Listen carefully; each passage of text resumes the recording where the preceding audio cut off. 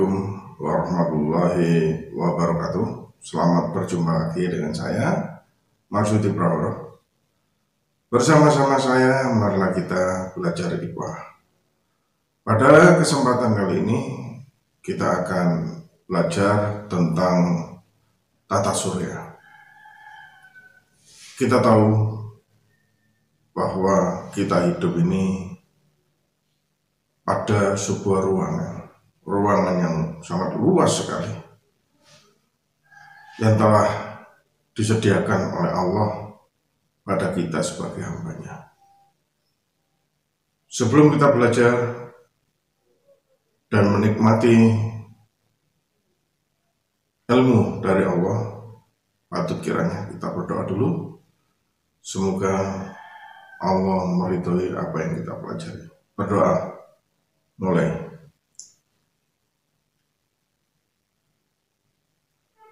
Selesai. Anak-anak, kita hidup di bumi ini merupakan suatu bagian yang sangat kecil sekali dari suatu yang sangat besar. Apa yang sangat besar itu? Yang sangat besar itu adalah sebuah galaksi. Kita hidup di galaksi Bima Sakti atau Milky Way dalam susunan tata surya yang berpusat pada matahari. Matahari yang dikelilingi oleh planet-planetnya,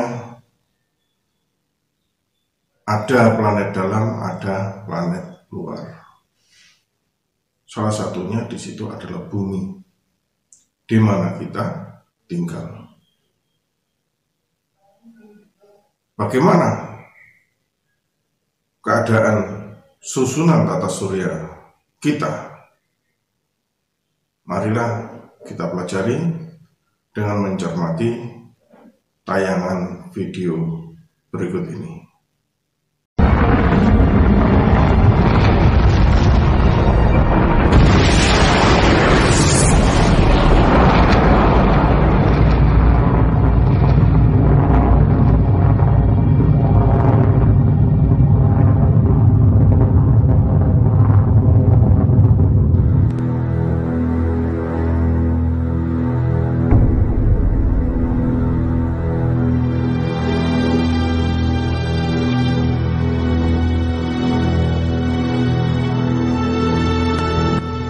Tata surya adalah kumpulan benda-benda langit yang terdiri dari sebuah bintang yang disebut matahari dan semua objek yang terikat oleh gravitasinya.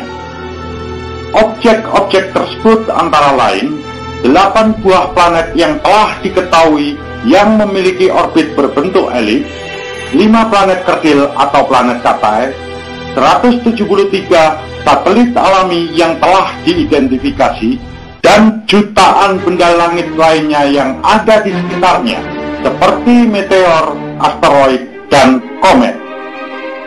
Dengan kalimat yang lebih sederhana, secara ringkas, dapat dikatakan bahwa tata surya adalah kumpulan antara matahari dengan benda-benda lain yang terikat oleh gravitasinya, seperti planet, planet kerdil, satelit alami, dan benda lain yang ada di sekitarnya, seperti meteor, asteroid, dan komet. Bumi termasuk salah satu anggota tata surya, karena bumi merupakan salah satu planet yang ada di dalam tata surya. Begitu juga bulan, karena bulan merupakan satelit alami yang mengelilingi bumi.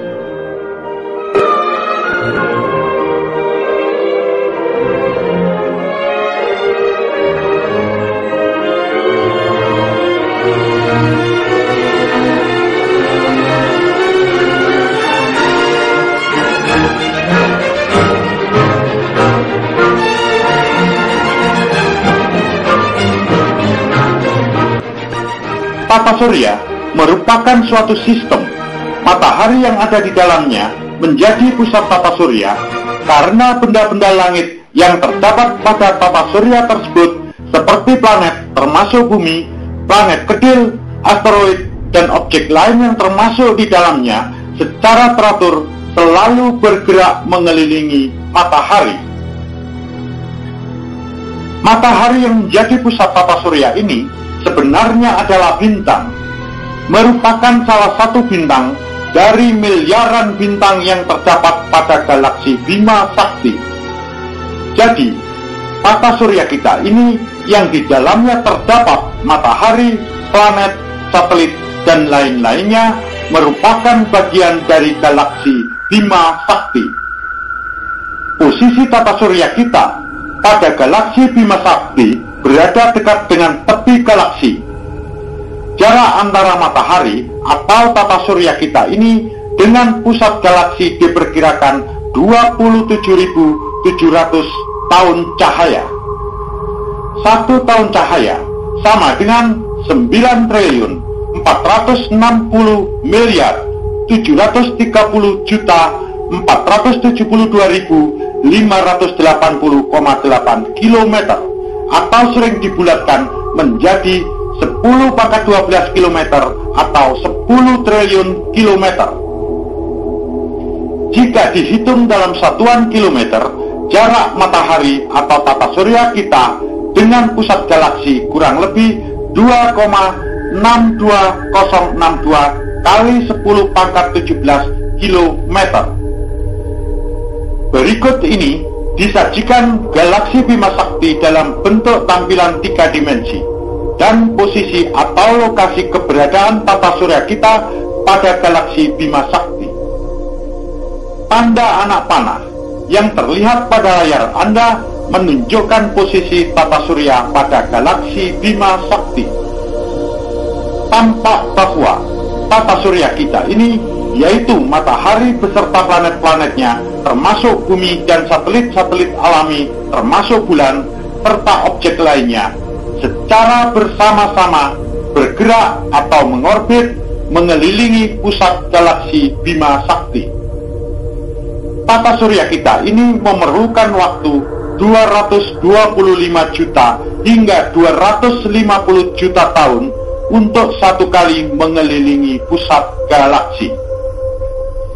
Hingga saat ini, diduga tata surya kita telah 20 hingga 25 kali mengelilingi pusat galaksi sejak terbentuknya galaksi Bima Sakti ini. Kecepatan tata surya mengelilingi pusat galaksi melalui orbitnya sekitar 217 km per detik.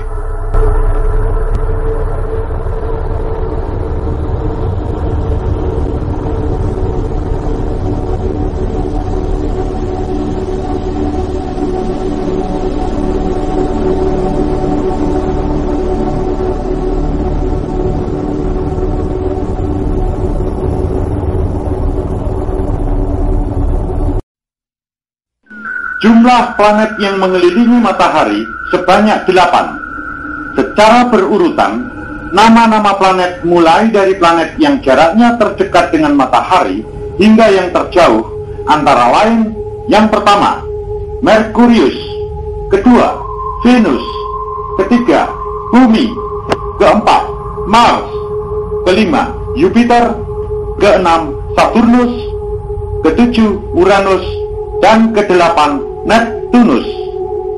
Sedangkan jumlah planet kerdil yang mengelilingi matahari sebanyak 5 buah. Secara berurutan, nama-nama planet kerdil atau planet Katai yang jaraknya terdekat dengan matahari hingga yang terjauh antara lain: yang pertama, Ceres, kedua, Pluto, ketiga, Haumea, keempat, Mycmac, dan Eris. Dahulu Pluto digolongkan sebagai planet, yaitu planet ke-9. Kini, oleh para ahli, Pluto tidak digolongkan sebagai planet, namun digolongkan sebagai planet kerdil atau planet Katai. Pluto tidak digolongkan sebagai planet karena Pluto tidak memenuhi persyaratan sebagai planet. Planet berbeda dengan planet kerdil atau planet Katai. Berdasarkan ketetapan para ahli, planet adalah sebuah badan yang mengedari matahari dan mempunyai massa cukup besar untuk membentuk bulatan diri dan telah membersihkan orbitnya dengan menginkorporasikan semua objek-objek kecil di sekitarnya. Dengan definisi ini, maka Pluto tidak dapat digolongkan sebagai planet karena Pluto tidak dapat membersihkan orbitnya dari objek-objek sabuk Kuiper.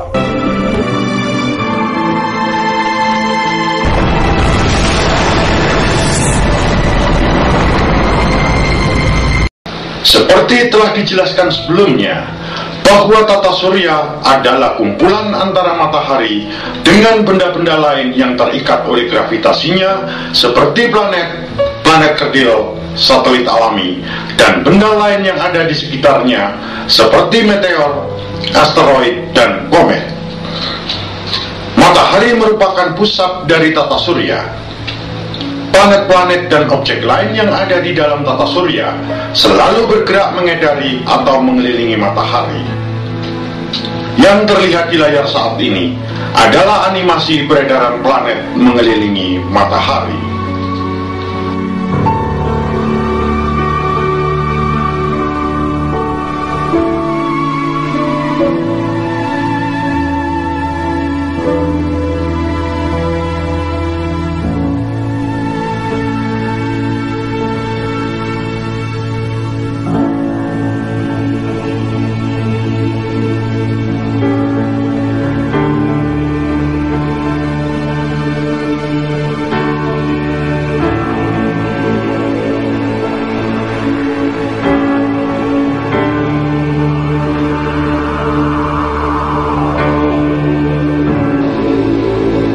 Lintasan yang menjadi garis edar yang dilalui oleh planet atau objek-objek lainnya untuk mengelilingi matahari disebut dengan nama orbit. Pengertian umum istilah orbit adalah jalan yang dilalui oleh objek di sekitar objek lainnya. Setiap planet atau objek-objek tersebut memiliki orbit sendiri yang berbeda satu dengan lainnya.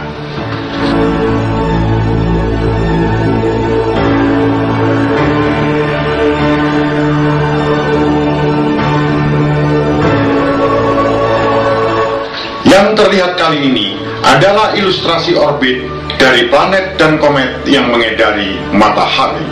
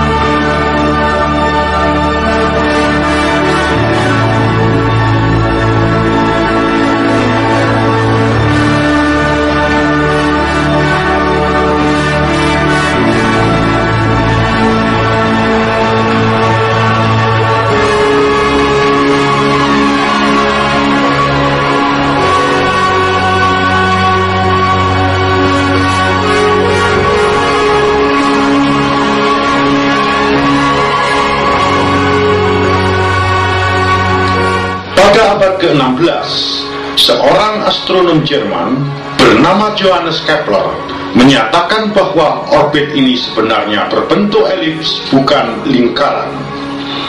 Matahari berada di salah satu fokusnya. Pernyataan ini dikenal dengan nama hukum Kepler tentang gerak planet.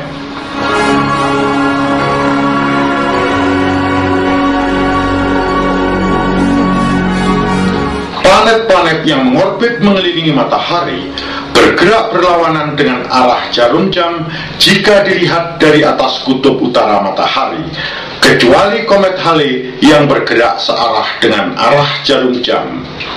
Karena orbit ini berbentuk elips, maka jarak planet ke matahari selalu bervariasi setiap waktu.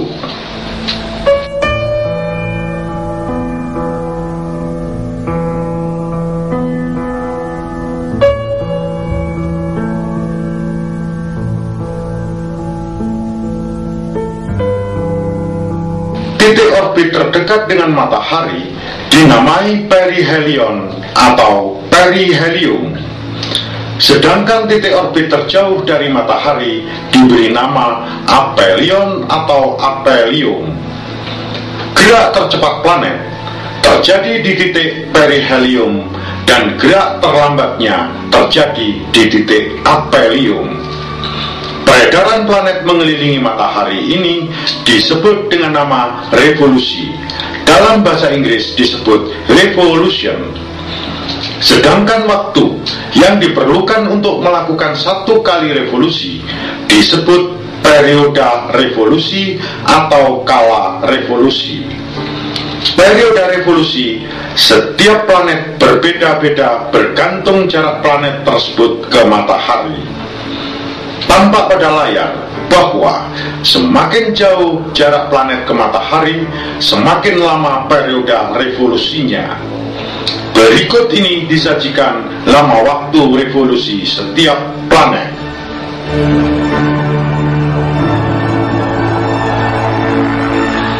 Planet Merkurius, periode revolusinya 88 hari. Planet Venus, periode revolusinya 224 hari. Planet Bumi, periode revolusinya 365 hari atau 1 tahun. Planet Mars, periode revolusinya 1,88 tahun. Planet Jupiter, periode revolusinya 11,86 tahun. Planet Saturnus, periode revolusinya 29,45 tahun. Planet Uranus, periode revolusinya 84,02 tahun.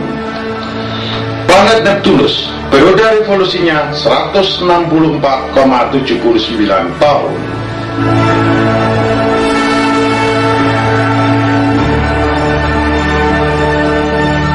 Selain bergerak mengelilingi matahari, planet-planet juga melakukan gerak berputar pada porosnya. Sambil berputar pada porosnya, planet-planet ini bergerak beredar mengelilingi matahari. Dengan demikian, setiap planet melakukan 2 gerakan sekaligus, yaitu gerak berputar pada porosnya dan gerak beredar mengelilingi matahari. Gerak berputar pada porosnya ini disebut rotasi, dalam bahasa Inggris disebut rotation. Sedangkan waktu yang diperlukan untuk melakukan satu kali rotasi disebut periode rotasi atau kala rotasi. Periode rotasi setiap planet berbeda-beda. Arah gerak rotasi yang berlawanan dengan arah jarum jam disebut gerak langsung. Sedangkan arah gerak rotasi searah dengan arah jarum jam disebut gerak balik.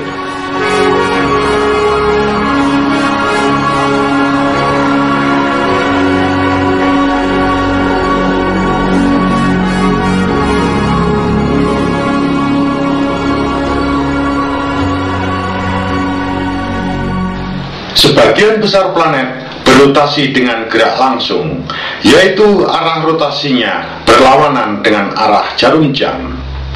Planet Venus dan Uranus berotasi dengan gerak balik, yaitu arah rotasinya searah dengan arah jarum jam. Oleh karena itu, periode rotasi kedua planet tersebut, yaitu planet Venus dan Uranus, diberi tanda negatif.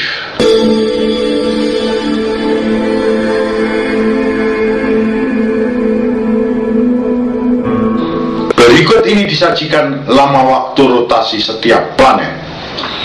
Merkurius 58,65 hari. Venus 243,02 hari. Bumi 23 jam 56 menit. Mars 24 jam 37 menit. Jupiter 9 jam 55 menit. Saturnus 10 jam 47 menit. Uranus 17 jam 14 menit. Neptunus 16 jam 7 menit.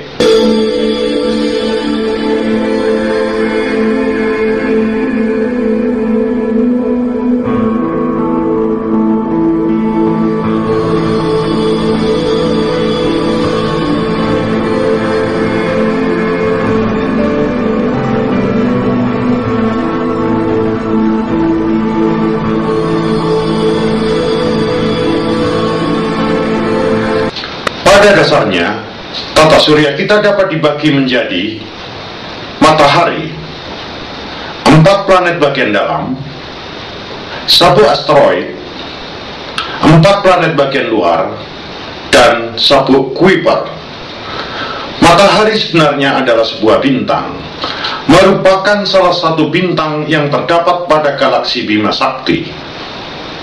Matahari adalah bintang yang terdekat dengan bumi.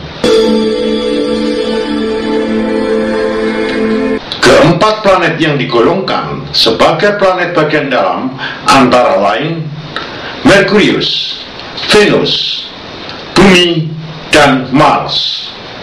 Jarak masing-masing planet tersebut dari matahari adalah Merkurius 57,91 juta kilometer, Venus 108,21 juta kilometer, Bumi 149,60 juta kilometer, dan Mars 227,94 juta kilometer. Keempat planet bagian dalam ini disebut juga dengan nama planet kebumian atau terrestrial planet. Seluruh planet kebumian ini tidak mempunyai sistem cincin.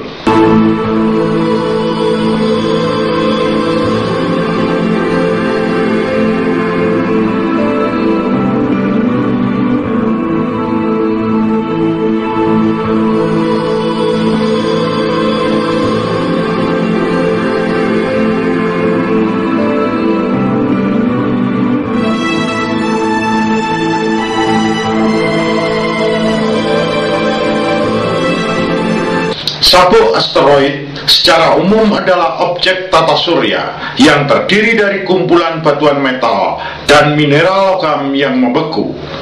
Jumlahnya ribuan atau mungkin jutaan.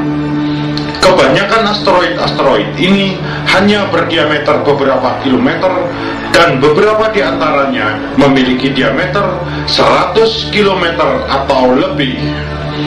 Sabuk asteroid utama terletak di antara orbit Mars dan Jupiter. Asteroid yang berdiameter antara 10 hingga 10 pangkat min 4 meter disebut meteorit.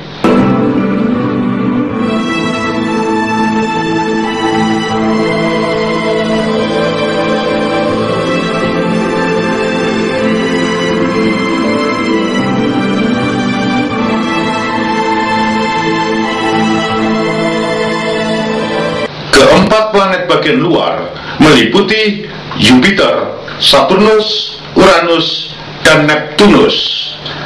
Jarak masing-masing planet tersebut dari matahari adalah Jupiter 778,41 juta kilometer, Saturnus 1426,72 juta kilometer, Uranus 2870,97 juta kilometer, Neptunus 4498,25 juta kilometer. Masing-masing planet bagian luar dikelilingi oleh cincin planet yang terdiri dari debu dan partikel lain.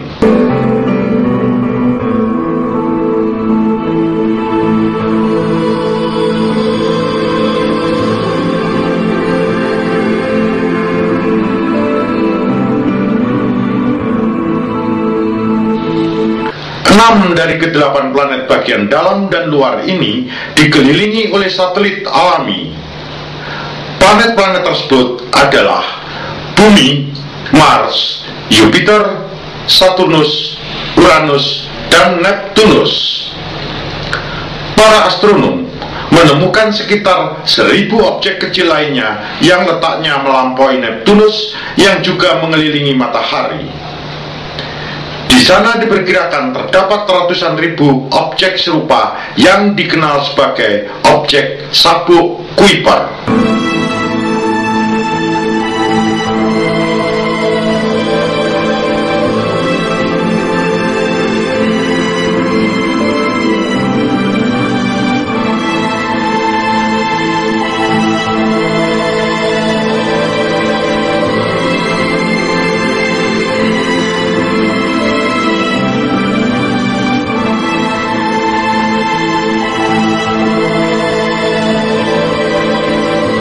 Sabuk Kuiper adalah sebuah cincin raksasa mirip dengan sabuk asteroid, tetapi komposisi utamanya adalah es. Sabuk ini terdiri dari benda kecil tata surya. Para ilmuwan memperkirakan terdapat sekitar 100.000 objek sabuk Kuiper yang berdiameter lebih dari 50 km. Banyak objek sabuk Kuiper yang memiliki satelit ganda.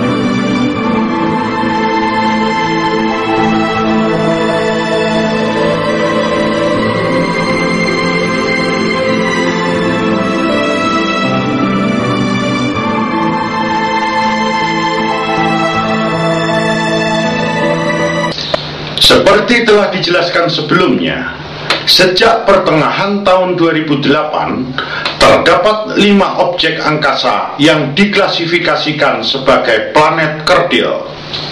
Planet kerdil adalah benda angkasa bukan satelit yang mengelilingi matahari. Kelima planet kerdil tersebut ialah Ceres, Pluto, Haumea, Makemake, dan Eris. Jarak masing-masing planet kerdil tersebut dari matahari adalah: Ceres 415 juta kilometer, berada di sabuk asteroid. Pluto 5.906 juta kilometer. Haumea 6.450 juta kilometer. Makemake 6.850 juta kilometer. Eris 10.100 juta kilometer. 3 dari 5 planet kerdil yang ada juga dikelilingi oleh satelit alami. Planet-planet kerdil tersebut antara lain Pluto, Haumea, dan Eris.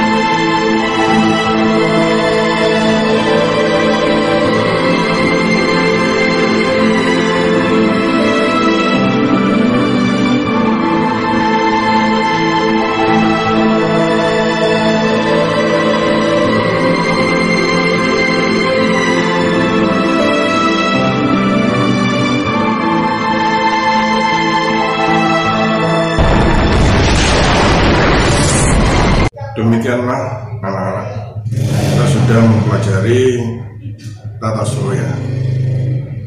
Kita sudah mengetahui bagaimana susunan tata surya kita, mulai dari matahari, Venus, Merkurius, Jupiter, dan lain sebagainya, di mana letaknya dan bagaimana susunannya. Planet-planet dalam itu apa saja, dan planet-planet luar itu apa saja, sudah tersampaikan. Semoga pengetahuan ini menjadi manfaat bagi kita. Berikutnya silakan untuk diunduh e-modul yang sudah saya sediakan di kelas kita. Silakan dipelajari. Kemudian kalau ada kesulitan, mari kita diskusikan. Kerjakan soal-soalnya yang berkaitan dengan tata surya yang sudah kita pelajari tadi. Demikian pada pertemuan kali ini, Berikutnya kita akan berjumpa lagi pada pelajaran tata surya bagian kedua. Kita akan mempelajari tentang rotasi dan revolusi bumi dan akibat-akibat yang ditimbulkan, serta praktikum terjadinya gerhana bulan dan gerhana matahari. Oke, untuk hari ini sampai di sini. Terima kasih. Semoga ilmu yang kita pelajari bermanfaat. Wabillahi taufiq wal hidayah. Wassalamualaikum warahmatullahi